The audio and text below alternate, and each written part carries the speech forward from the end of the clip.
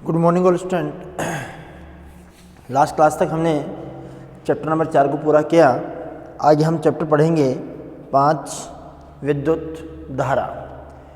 इस विद्युत धारा में हम पहला टॉपिक पढ़ रहे हैं विद्युत धारा ही पढ़ रहे हैं। वह विद्युत धारा किसे कहते हैं? हम सभी ने 10th क्लास तक ये पढ़ा है कि किसी बंद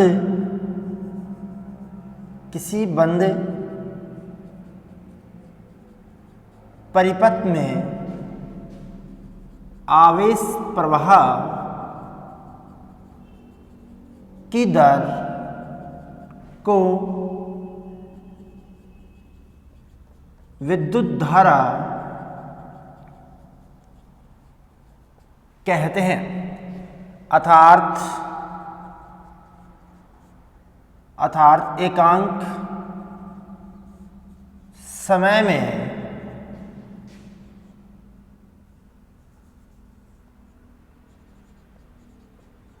आवेश को विद्युत धारा कहते हैं। इसका मतलब क्या हुआ? यदि समय t हो और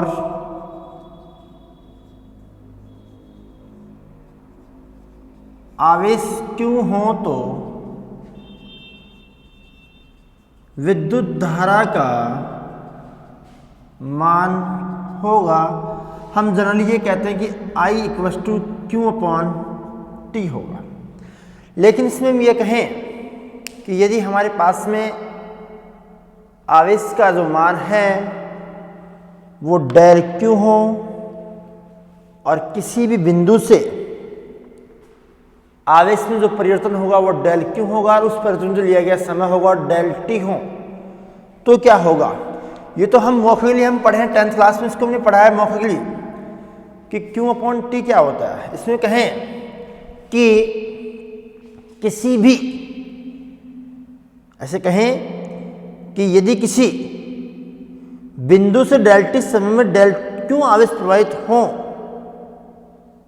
तो उस बिंदु से गुजरने वाली धारा का मान कितना होगा? इसमें लिखेंगे यदि किसी बिंदु से डेल T समय में डेल Q आवेश प्रवाहित हो तो उस बिंदु से प्रवाहित विद्युत धारा का मान कितना होगा? I = डेल Q/डेल T होगा। ठीक है। इसका जो मात्रक होता है, आवेश का मात्रक कूलाम हो गया, समय का मात्रक सेकंड हो गया, तो मात्रक हो गया कूलाम प्रति सेकंड या एम्पियर हो गया। ठीक है। अब ये कहें कि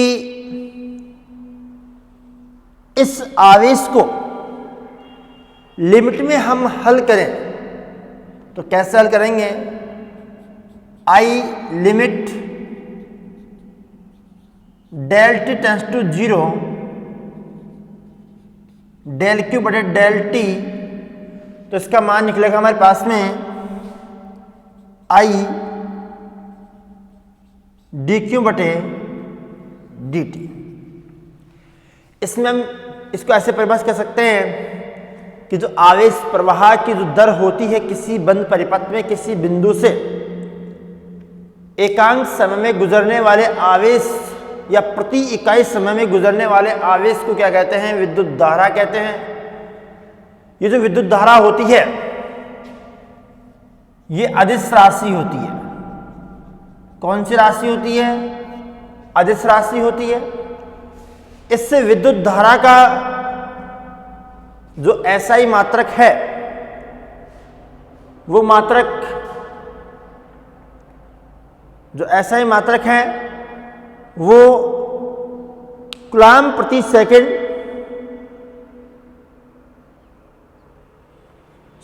एम्पियर और कूलम्ब प्रति सेकंड होता है। ठीक है, इसमें हम ये कहें कि यदि डेल क्यू का मान डी क्यू का मान 1 कूलम्ब हो और डेल टी का मान 1 सेकंड हो तो उस बिंदु से गुजरने वाली जो धारा होगी उस धारा का मान 1 एम्पियर होगा। तो यहां लिख सकते हैं अपन, यदि डेल क्यू बराबर 1 कूलम्ब हो तथा डेल टी बराबर 1 सेकंड हो तो उस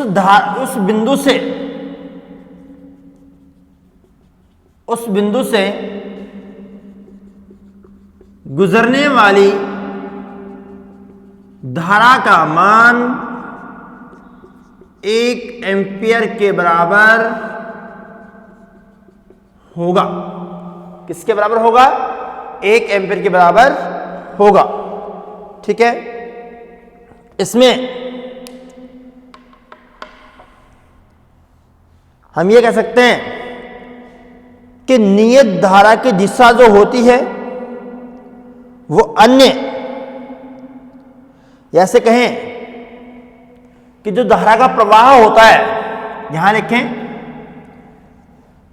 यानी कि धारा का प्रवाह सदैव उच्च विभव बिंदु से निम्न विभव बिंदु की ओर होता है। यानी कि जो नियत प्रवाह धारा होती है, जो निरंतर चलती धारा है, उस धारा का जो प्रवाह होता है वो सदैव उच्च विभव से निम्न विभव की ओर होता है। ठीक है, अब इसमें हम ये कह सकते हैं कि हमने कहा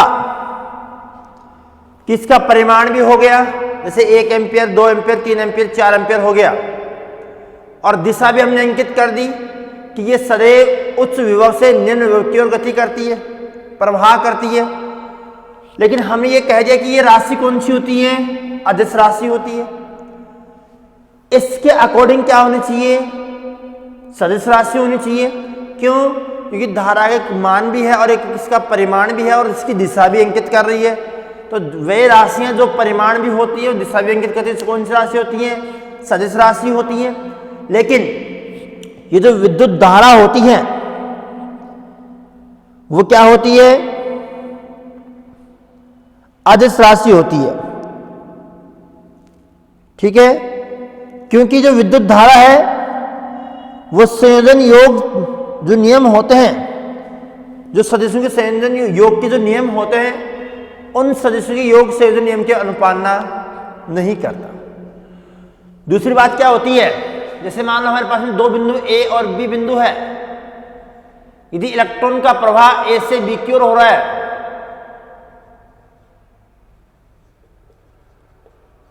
तो धारा का प्रवाह बी से ए की ओर होगा। अर्थात हम ये कह सकते हैं कि किसी भी परिपथ में जब धारा प्रवाहित होती है तो इलेक्ट्रॉन प्रवाह के विपरीत दिशा में क्या होती है? धारा प्रवाहित होती है किसी भी चालक में।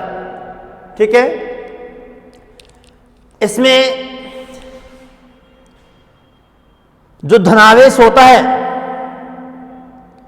उस धनावेश से विद्युत धारा का मान प्रारंभ होता है और ऋणावेश की ओर चलता है। ठीक है, तो हमने पढ़ा कि विद्युत धारा किसे कहते हैं? किसी भी परिपथ या बंद परिपथ में आवेश प्रवाह की जो दर होती है उस आवेश प्रवाह की दर को क्या कहते हैं? विद्युत धारा कहते हैं। अर्थात ये कह सकते हैं भाई आई बराबर क्यू अपॉन टी हो गया।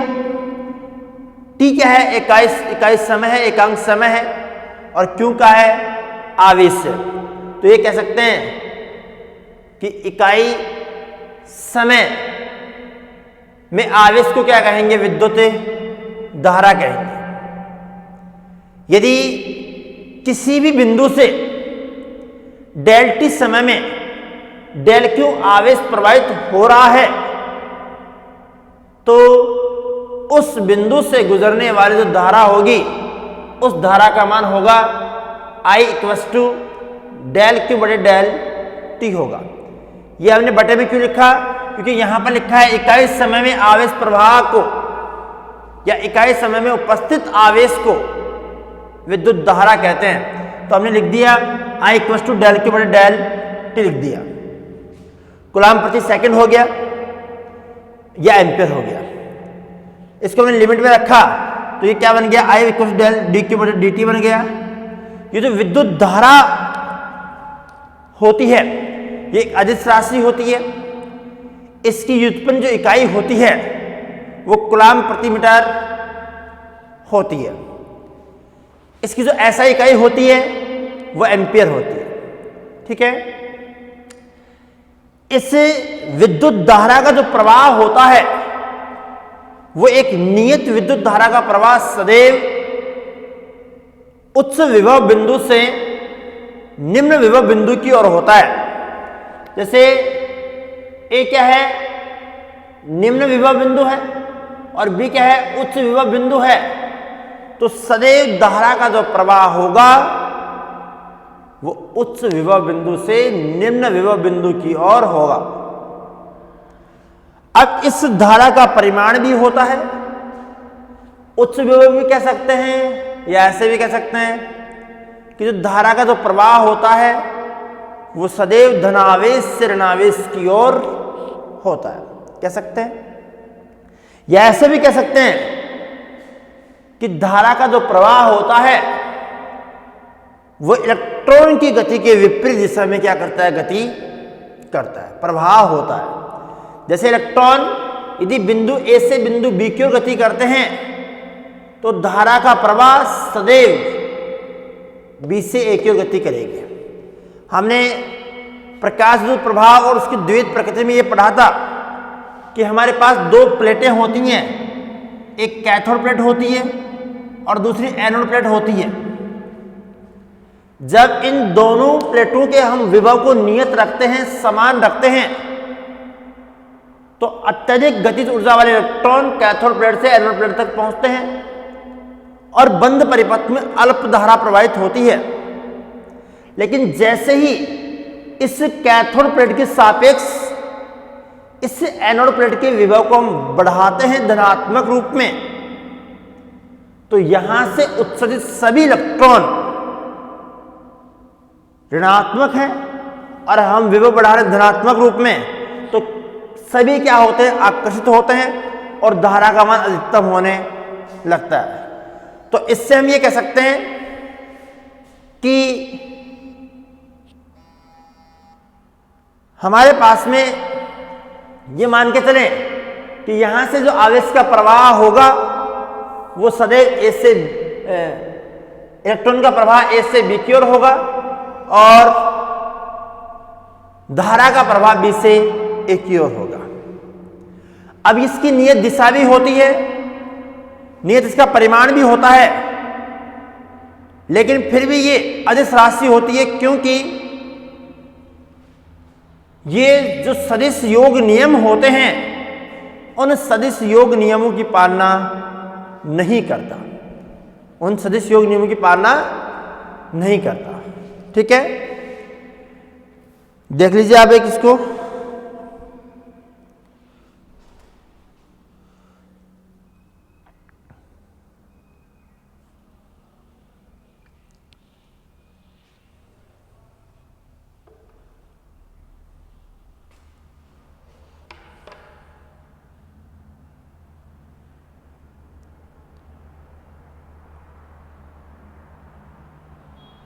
हो गया।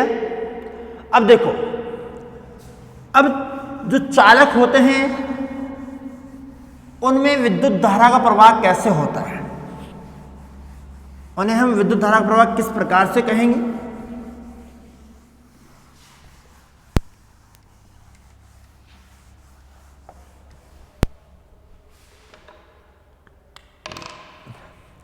पहला पॉइंट हम ये कह सकते हैं कि चालकों में विद्युत धारा का प्रवाह मुक्त इलेक्ट्रॉन की गति के कारण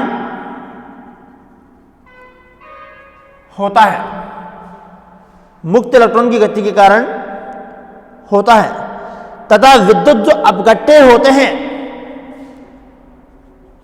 तथा विद्युत अपघट्य पदार्थों में विद्युत धारा का प्रवाह तथा विद्युत अपघट्य पदार्थों में विद्युत धारा का प्रवाह धनायन व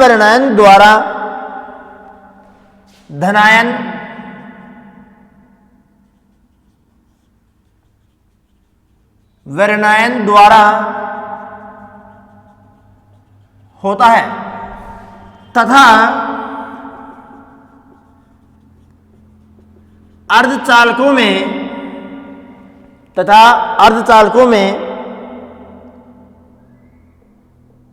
इलेक्ट्रॉनों व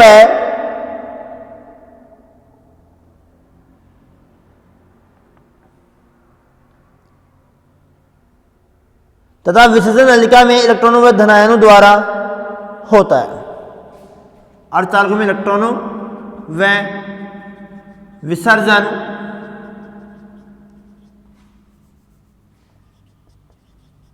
नलिका में इलेक्ट्रॉनों व धनायनों द्वारा होता है। ठीक है, जो हम ये कहें कि चालक, विद्युत अपघट्य और अर्धचालक, इनके द्वारा जो अर्धचालक होते हैं इनमें इलेक्ट्रॉन और होल दोनों होते हैं।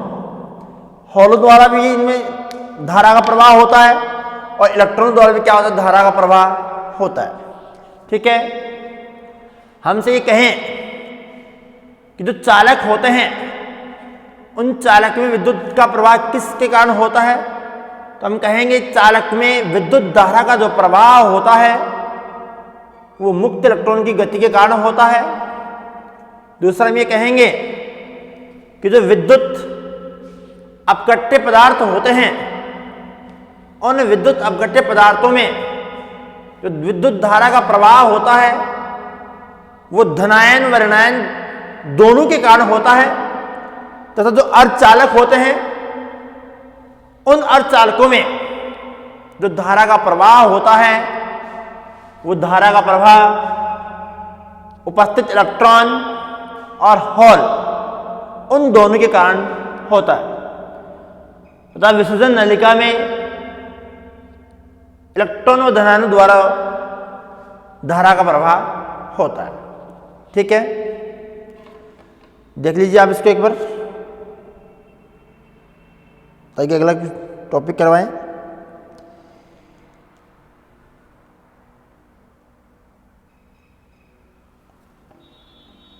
हो गया, देखिए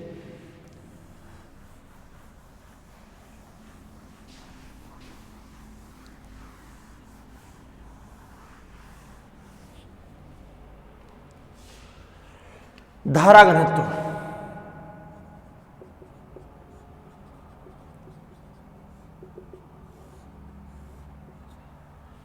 धारा घनत्व क्या होता है। देखो हम ये कह सकते हैं कि एकांक क्षेत्रफल के लंबवत गुजरने वाली विद्युत धारा को धारा घनत्व कहते हैं। जैसे मान लो ये कोई क्षेत्र है, इस क्षेत्र के एकांक लंबवत गुजरने वाली जो धारा होगी उस धारा को हम क्या कहेंगे?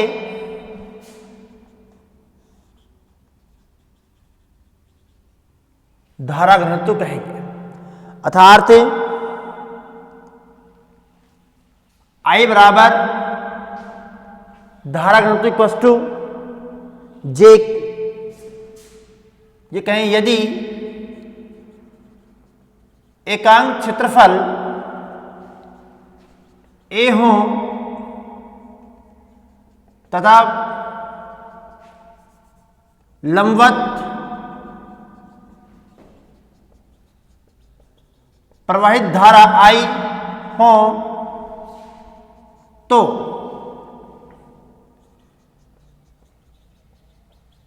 धारा घनत्व J बराबर I अपॉन A होगा। इसका जो मात्रक होगा एम्पियर प्रति मीटर स्क्वायर के बराबर होगा। ठीक है, इसमें यदि